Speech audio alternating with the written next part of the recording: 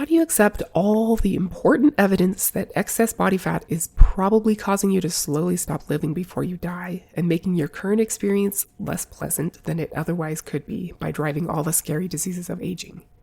And still categorically refuse to beat yourself up for having a not ideal looking body that may never look as healthy as the fit women you look up to. There's a way. Let's work on trying to get it right together. You're listening to the Health Courage Collective podcast, episode 189, Reconciling Body Positivity with the Importance of Being at a Healthy Body Weight. Welcome to the Health Courage Collective podcast, the show for women who are too busy to slog through hours of generalized, inapplicable, and often contradictory health information, but too smart to ignore that a few minutes of focused attention now can prevent years of suffering in the future. I'm your host, Christina Hackett, a pharmacist who doesn't want you to live on prescriptions, a certified coach specifically trained to maximize your potential, and a compulsive learner obsessed with preventative, cutting-edge, holistic, and integrative medicine. I'm on a mission to increase your physical and mental resilience so you can fearlessly look forward to your next 40-plus limitless years. Your time is now. Let's go. Hello, my friend. Greetings and salutations. Thanks for caring about yourself enough to spend a few minutes with me today. How are your future problems? Did they all get smaller this past week? I hope so. Even though we know that we'll always have problems, it's pretty cool to be able to control what size they're going to be, even if it's the work of a lifetime. It's 2 days till Valentine's Day today, which I don't really care about, but I do care about you loving yourself exactly the way you are. So let's talk about totally buying into body positivity, celebrating all the different body sizes and shapes, and never body shaming yourself or anyone else while simultaneously recognizing that excess body fat can be calamitous to your health and longevity and ability to live the life that you want to live. I think there's a way.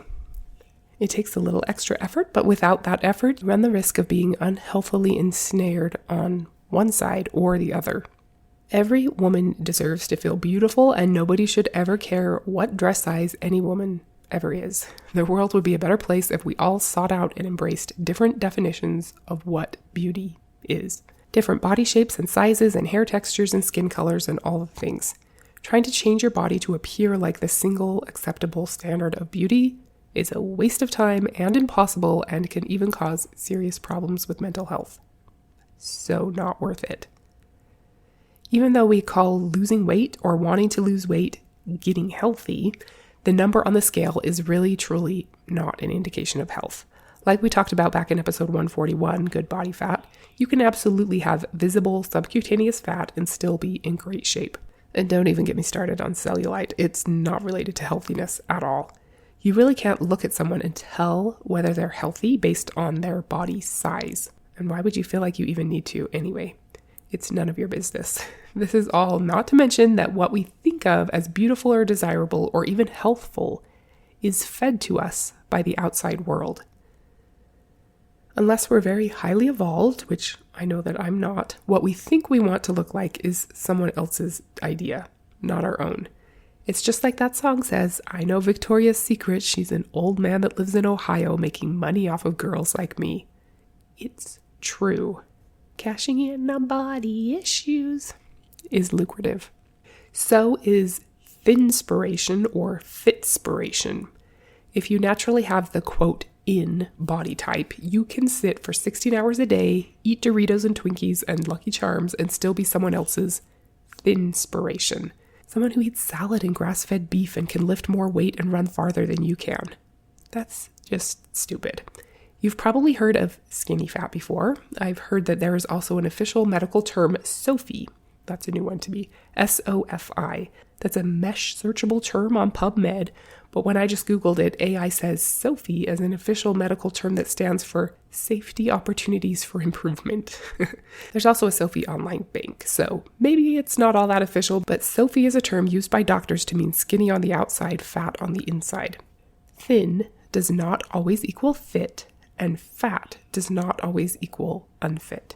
However, according to Dr. Robert Lustig, the simplest, cheapest surrogate for determining your health status is your waist circumference, which correlates with morbidity and risk for death better than any other health parameter. This is arguably the most important piece of information in your entire health profile because it tells you about your visceral fat. A high waist circumference translates into the apple shape that tips physicians off to risk of diabetes, heart disease, stroke, and cancer. End quote.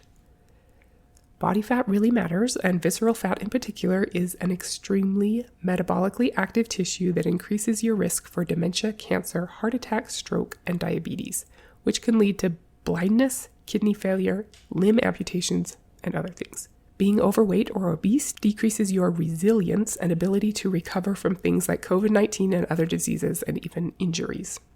It would be dangerous to our health to aspire to gain fat.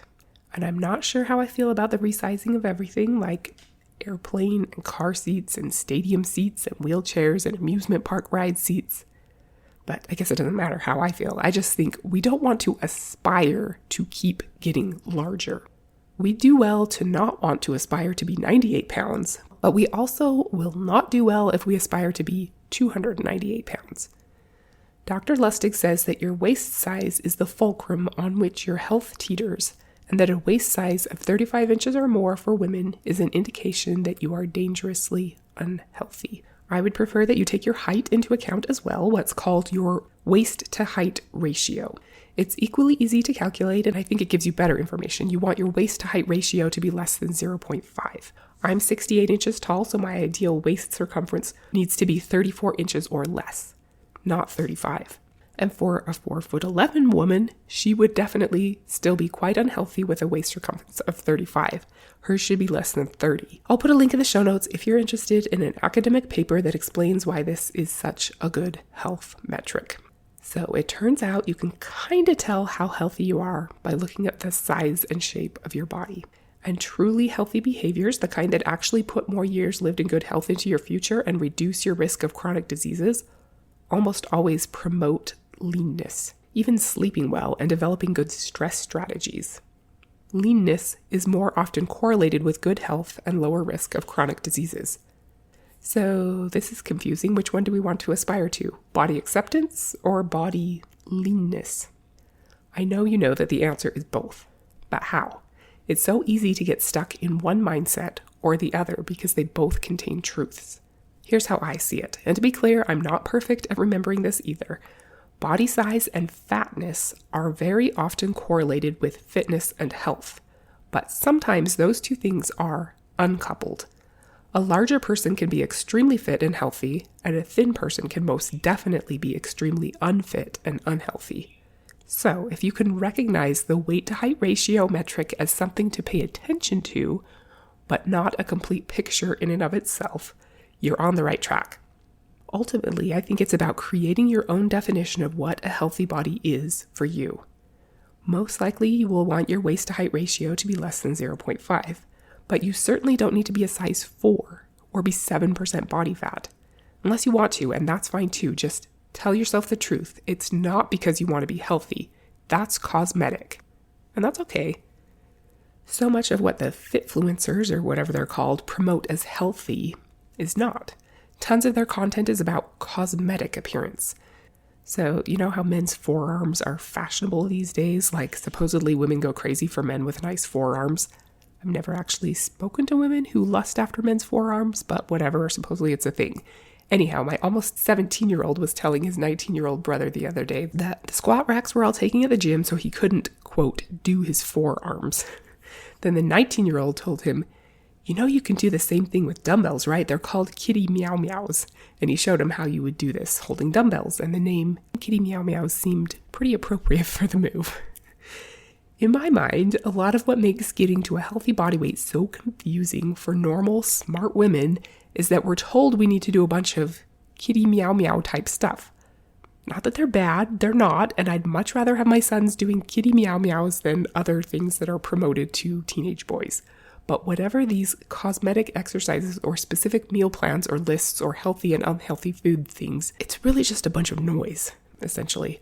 Our work to do is to create our own definition of what a healthy body is to us and to know what objective, emotionless, factual metrics will define that for us and ignore the rest. That way, you can take getting to and maintaining a healthy, fit body seriously without being melodramatic or considering it an issue of worthiness or morality, or even have it be about how you look. It's about numbers that are actually clinically relevant and give you an accurate idea of what your abilities are today and your long-term risks are tomorrow. And since you don't know someone else's metrics, you won't be able to determine whether they're at their personal healthy body composition or not, but you shouldn't care about that anyway, so it doesn't matter. All that matters is whether you're at a body composition that you're happy with and will give you the best chance of being resilient to all the challenges that are going to come along your way. The best chance of living more as you get older rather than less, and allows you to do all the things that you want to be able to do right now. The numbers you should know and care about are your total muscle mass, your amount of visceral fat, your bone density, and your amount of subcutaneous fat. You can get all of those from getting a DEXA scan, which I highly recommend. Other markers that would be so good to know are your VO2 max and your average fasting insulin level and or your average blood glucose. There are tons and tons of other things to measure and track that have to do with your likelihood of a future lived in good health. Blood pressure, ApoB cholesterol particle number, how fast your heart rate recovers after a sprint, how much total inflammation you have, your immune system function, etc. And none of any of this matters if your emotional and mental health is poor. That's all part of a larger discussion, but in terms of having a healthy, fit body, what you can learn from a DEXA scan and a VO2 max test are a pretty comprehensive start. Plus, how well you're able to get glucose to go where it needs to be. I love the CrossFit definition of fitness. I've mentioned it before. I think it's just so good. They believe that there are 10 components of physical fitness. And guess what? None of them have to do with how you look, or how your forearms look, or your butt. That's the only thing I see girls at the gym seeming to care about strengthening, or enlarging, I guess is a better word. So, CrossFit. They are cardiovascular/respiratory endurance, strength, stamina, flexibility, power, speed, coordination, agility, balance, and accuracy. That's what fitness really is. I hope you'll adopt this new definition with me. Fitness is not about how you look. It's about whether you can do useful stuff and whether your cells can handle an unexpected workload. If you think someone is fit because she's thin and looks good in her athleisure apparel, but she can't carry something for a long distance or pick up something heavy or maintain stability in some end ranges of motion, she's not fit. That's okay. She's probably a lovely person. She just shouldn't be your fitspiration. She can't do useful stuff. Be your own fitspiration. Knowing where you are now helps you know where you want to go. Working towards shifting objective numbers that actually mean something is way more fun and inspirational than trying to attain some kind of nebulous feeling that you think you'll get when you look ideal in some kind of nondescript way. That's a game you'll never win. And you're a winner. This is not to say that you're a bad person if you do care about how your body appears or want to change the look of something. Do whatever you want to do. Just make sure that you're telling yourself the truth, that you'd like to make this change because you prefer to appear that way, not because you'll become healthier or happier. You won't. Think of it like cutting your hair or changing your eyeliner color. Totally fine to do or want to do or not want to do, but it doesn't make you more fit or a better person or change who you fundamentally are. Also attempt to discover the truth about why you prefer to look that way. Is it really because you like to look that way, or is it because the old man who lives in Ohio told you you should want to look that way? Skinny.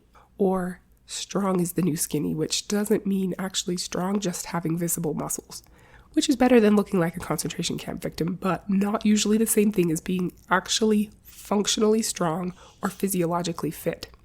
Is it because you think people will like you better if you look different? In their awesome book, More Than a Body, Lindsay and Lexi Kite do such a good job of explaining how most media messages that we're all bathed in from the time we're little girls tell us that our happiness, health, power, and relationship status all depend on our consumability, how good we look to others, and that it's possible to become worthy of these things, i.e. relationships, power, health, happiness, by changing our appearance, usually with the help of the product that they're selling. So question what you think you want and why you think you want it. Do you really want to look that way? totally fine if you do. Trends come and go, and I don't think that they're necessarily bad, so follow them all you want, as long as you know that they're not part of what makes you you, or part of what makes you healthy or worthy. Some questions Lexi and Lindsay Kite suggest to ask yourself when you're exposed to information from outside sources, including this podcast and any other media you consume, are: do I feel better or worse about myself when I see this? Does this cause me to engage in self-comparison? Who profits from me believing this message? Does this message seek to profit from my insecurities by selling me solutions to fix my, quote, flaws? Who is this message targeting? How are women and girls portrayed by this message? Are they valued for their talents, ideas, personality, or character, or just their appearance or sexual appeal? Does this message encourage me to fixate on appearance? Does it promote distorted ideals of what a body should look like? Those are valuable questions I think we'd all benefit from asking ourselves more often, and then unfollowing, unsubscribing, muting, and opting out of those kinds of messages and seeking out more messages that celebrate women's ability to be a force for good in the world. Be careful too, because as Lindsay and Lexi point out, well-meaning people often end up reinventing the same limiting ideals, just in slightly expanded ranges of sizes. Validating and appreciating a diversity of bodies is inclusive on the one hand, but it still declares that the appearance of a woman's body is her most important feature.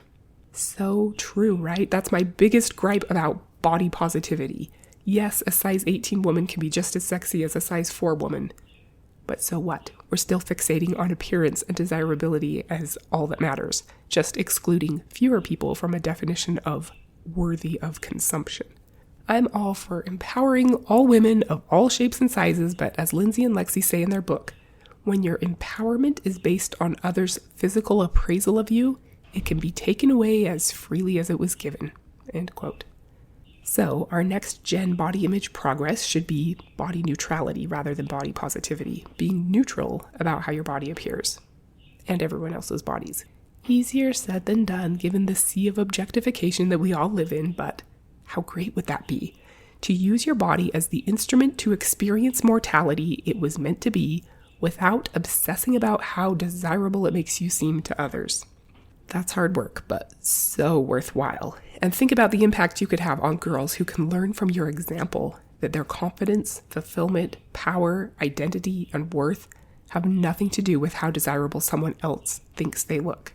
Think of all the amazing things they could do if they carry that message with them throughout their lifetimes. Thank you so much for listening today. I hope this episode has spurred some useful thoughts for you to be able to up-level your thinking about the importance of being at a healthy body weight and the importance of body positivity, or better yet, body neutrality. I do think an important part of being able to accomplish the amazing things the world needs from you is having a resilient physiology free of the cornucopia of chronic diseases that modern society considers normal parts of aging. And very frequently, achieving low cardiovascular risk, low dementia risk, low cancer risk, and being metabolically healthy will lead to fat loss and a leaner body. Visceral and ectopic fat will shorten your health span, but subcutaneous fat isn't always inflammatory. And looking fit is not the same thing as actually being fit. Knowing what health metrics actually matter and what fitness really is are huge. Having a desirable appearing body isn't the end goal, but neither is being healthy, really. Health is just a means to an end. I'd love to hear your thoughts about how we can all be thinking better about these issues. For me, I think it's all about focusing on what your body is physiologically capable of and what life experiences you're able to have with it now and will be able to have in the future. You only get one wild and precious life. Why not maximize your options of what you're able to do with it? Thank you so much for being here today. You are so great. I really mean that. Next week, we're going to talk about the actual fountain of youth. Until then, practice body neutrality and don't be normal. Thank you so much for tuning into the Health Courage Collective podcast. I am truly honored that you have paid me the enormous compliment of your time and attention. I would be so grateful if you would share this podcast with someone you know and subscribe so you never miss an episode. This podcast is for entertainment and information purposes only. Statements and views on this podcast are not medical advice. This podcast, including Christina Hackett and producers, disclaim responsibility for any possible adverse events by use of information contained herein. If you think you have a medical problem, consult a licensed physician.